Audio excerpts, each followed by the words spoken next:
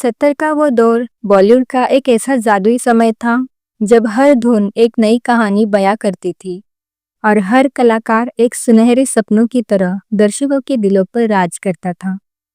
उस समय फिजाओं में दो महानतम आवाजें एक साथ गूंज रही थी। एक तरफ मोहम्मद रफ़ी साहब की रूहानी आवाज थी, तो दूसरी तरफ किशोर कुमार का वो बेमिसाल अंदाज। पर्दे पर भी मुकाबला बराबरी का था। एक तरफ धर्मेंद्र का ही मैन वाला साहसी और रफ टफ जादू था, तो दूसरी तरफ राजेश खन्ना का वो बेमिसाल रोमांटिक चार्म। लेकिन वर्षों से फिल्मी गलियारों में एक खास चर्चा को बहुत हवा दी जाती है। दावा किया जाता है कि साल 1973 में आए एक विशेष गीत की वजह से न केवल काका यानी राजेश खन्ना का करियर डगमगा, बल्कि उसने किशोर कुमार की बादशाहत को भी हिलाकर रख दिया। क्या वाकई ये हकीकत थी या फिर वक्त के साथ वायरल हुआ महज एक मिथक? आइए पुरानी यादों के साथ इस रहस्यमयी दास्तान की गहराई में उतरते हैं। 1969 में आराधना की अपार सफलता के बाद राजेश खन्ना ने दो रास्ते, सच्चा झूठा, सफर, आन मिलो सजना, कटी पतंग, अंदाज, हाथी मेरे साथी, दुश्मन, अमर प्रेम और मेरे जीवन साथी जैसी एक के बाद एक सुपरहिट फिल्में देकर खुद को पहले सुपरस्टार के रूप में स्थापित किया था। वही धर्मेंद्र का देसी स्वैग भी दर्शकों के सिर चढ़कर बोल रहा था। साल 1973 में फिल्म लोफर का एक गाना आया, आज मौसम बड़ा बेईमान है। मोहम्मद रफ़ी साहब की दिलकश आवाज और धर्मेंद्र के अंदाज ने इसे हर दिल में बसा दिया। कई लोग ये तर्क देते हैं कि रफ़ी साहब की इस हमिंग ने किशोर दा की योडलिंग का प्रभाव कम कर दिया था और यही गाना रफ़ी साहब का वो कमबैक था जिसने राजेश खन्ना की चमक को फीका कर दिया।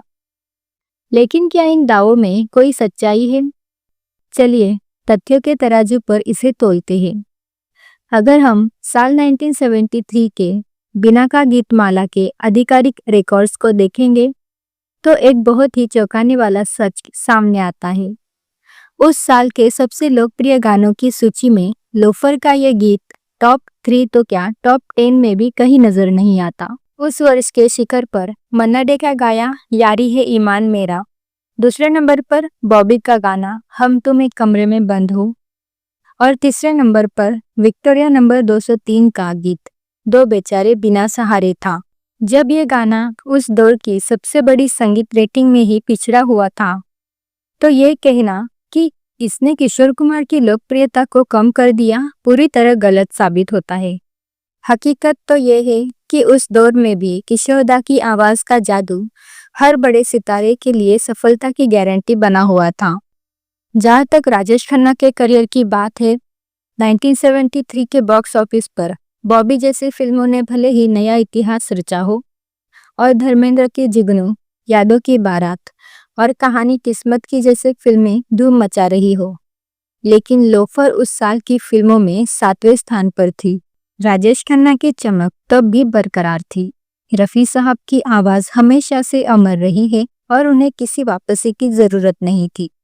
उनके क्या हुआ तेरा वादा और तुम जो मिल गए हो जैसे नगमे पहले से ही फिजाओं में घुले हुए थे। सच तो यह है कि 70 के दशक के अंत में भारतीय सिनेमा की हवा किसी गाने से नहीं, बल्कि अमिताभ बच्चन के एंग्री यंग मैन वाले अवतार से बदली थी। किशोर दा ने ही ओ साथी रे और रिमझिम गिरे सावन जैसे नगमों से अमिताभ के उस नए युग को भी सजाया। निष्कर्ष यही है कि राजेश खन्ना हमेशा पहले सुपरस्टार रहेंगे और किशोर दा का गायकी का ताज उनके आखिरी सफर तक कोई नहीं छीन सका। ये महज एक फिल्मी अफवाह थी जिसे हकीकत का जामा पहना दिया गया। मेरा आपसे एक सवाल है दोस्तों, संगीत के उस दौर में आपकी पसंद क्या थी? रफ़ी साहब की वो मखमली गहराई या किशोर दा का वो बिंदास अंदाज? और क्या आपको भी लगता है कि आज के दौर में भी कोई एक गाना किसी सुपरस्टार का करियर बनाना या बिगाड़ना की ताकत रखता है? अपनी राय कमेंट में ज़रूर बताइए। अगर आपको ये वीडियो पसंद आया हो तो इसे लाइक करें और हमारे चैनल को सब्सक्राइब करना ना भूलें। मिलते हैं अगले वीडियो में। धन्यवाद।